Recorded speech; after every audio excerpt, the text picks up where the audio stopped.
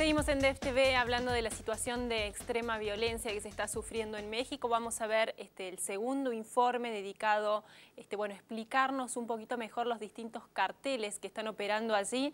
Y bueno, la advertencia también que valía para el primer informe sobre las imágenes, ¿no? Para aquellas personas que son sensibles, sobre todo a las imágenes de mucha violencia, les advertimos que lamentablemente no nos ha quedado más remedio que mostrar algunas de las imágenes fuertes, porque tiene que ver con la realidad de lo que se está viviendo en aquel país. Vamos a ver el segundo informe.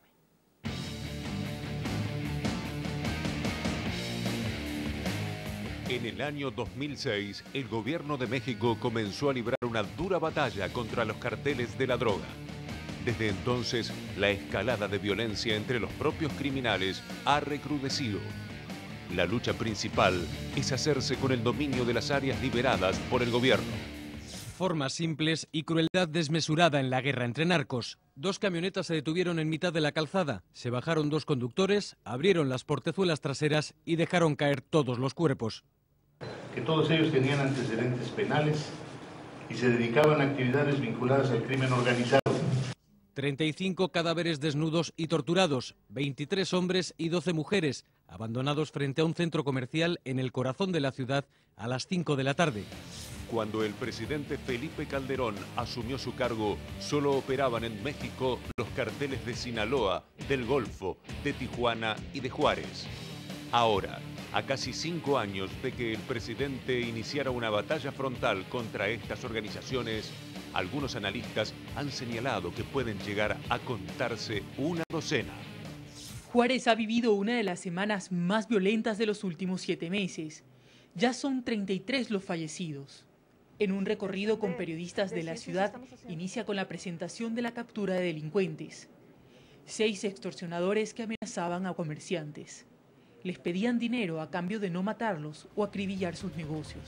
El más grande de todos los grupos de delincuentes organizados sobre el territorio mexicano sigue siendo el cartel de Sinaloa.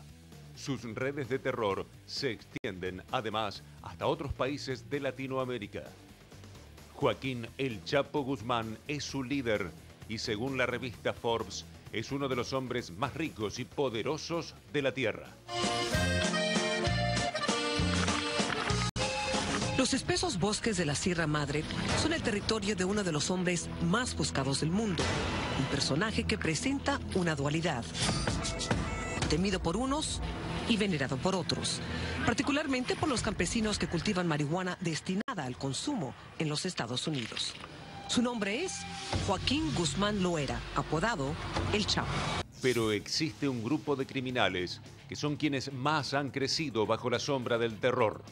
Los Zetas nacieron como el brazo armado del cartel del Golfo y está formado por ex miembros de élite del ejército mexicano. Driving through an area that has become a new front in a war between Mexico's 2 most powerful drug cartels. This area north of the relatively safe city of Guadalajara, Mexico's 2nd largest, has seen bloody street battles between the Zetas and an alliance led by the Sinaloa cartel. The Zetas, who began on Mexico's Gulf Coast, have already established a stronghold in Zacatecas and are now pushing into what has long been considered Sinaloa turf near the Pacific coast in the state of Jalisco. Los Zetas son exmilitares reclutados a finales de los años 90 por el Cartel del Golfo, en México, entrenados por soldados extranjeros. Por lo general portan armas de grueso calibre como AK-47, conducen autos blindados, llevan consigo lanzagranadas, ametralladoras 50 milímetros, misiles de tierra-aire, incluso cuentan con aeronaves. En un principio, solo eran los sicarios altamente entrenados que ejecutaban las órdenes de sus jefes. Pero el desmembramiento del cartel del Golfo hizo que los Zetas decidieran dar forma a su propia organización criminal. Miles de inmigrantes son secuestrados todos los años en México. Como ya han señalado organizaciones como Amnistía Internacional, muchos de ellos son asesinados o desaparecidos y son pocos los que viven, pero además pueden contar los detalles de esta macabra pesadilla. Salió de El Salvador rumbo a Estados Unidos y fue secuestrada en México. Nos hicieron caminar como unas 6 horas, tapados de la cara. Después de 10 días la llevaron a Tamaulipas, estado donde han encontrado muertos a cientos de migrantes en los últimos meses. Mientras el terror le recorría el cuerpo, contó cómo le ponían precio a sus vidas. No les dan comida a las personas, los golpean a diario, hablándole a su familia, que si no les mandan $3.500 van a matar a su familia. La más aberrante violencia, el ensañamiento con sus víctimas y la evidencia que dejan de ello son las características principales de los Zetas, un cuerpo paramilitar convertido en cartel de la droga. Se acabó la tregua en Guadalajara. Tras semanas de aparente calma por los Juegos Panamericanos, esta mañana aparecieron más de 20 cadáveres dentro de 3 vehículos con mensajes firmados por el Cártel del Milenio y los Zetas. Además, cada cuerpo tenía dibujada la letra M. Testigos contaron que los vehículos fueron dejados con las puertas abiertas para mostrar los cadáveres y no se descarta que los asesinos hayan considerado abandonarlos precisamente en ese lugar donde hay instaladas cámaras de seguridad. Cuando el monopolio de la fuerza no es ejercido solamente por el Estado, la única resultante es más violencia. En septiembre, a las puertas de un hotel de lujo en el puerto de Veracruz, fueron abandonados los cadáveres de 34 personas. Los Matazetas se presentaron en internet como un grupo de hombres dispuestos a limpiar la ciudad de Veracruz de cualquier miembro de los Zetas. La situación de inseguridad que vive el país se ha reflejado en todos los ámbitos políticos de los que hoy integramos esta fuerza, la cual constituye el brazo armado del pueblo y para el pueblo. Nuestro único interés como objetivo son el cártel de los Zetas, por lo que respetamos a las Fuerzas Armadas, que comprendemos que ellas no pueden actuar al margen de la ley que nosotros fomentamos, pero solo peleando en igualdad de condiciones se podrá lograr erradicar de raíz al cártel de los Zetas. Nuestro único objetivo es acabar con el cártel de los Zetas. Fabián, veníamos en el informe la tremenda violencia en las luchas entre los distintos cárteles, pero también hay que decir que no son los únicos que están muriendo en esta guerra, ¿no? Por ejemplo, el trabajo del periodista, el lugar que podríamos decir hoy en el mundo más peligroso para ejercer la profesión, es precisamente México, ¿no? Con la cantidad de colegas muertos que ha habido. ¿Por qué se va rebalsando también hacia el resto de la sociedad civil esta situación de guerra? Empecemos por algunos números, ¿no? Después vamos a las explicaciones. Desde 2006, que Calderón, digamos, hace tal vez lo único que podía hacer, digamos, ¿no? Lanzar a la única institución no contaminada, la única institución armada, no contaminada, y con bastantes niveles de profesionalismo, que son las Fuerzas Armadas, y una unidad muy reducida, pero muy profesional y muy eficiente, que es la Infantería de Marina mexicana, que está teniendo muchos éxitos.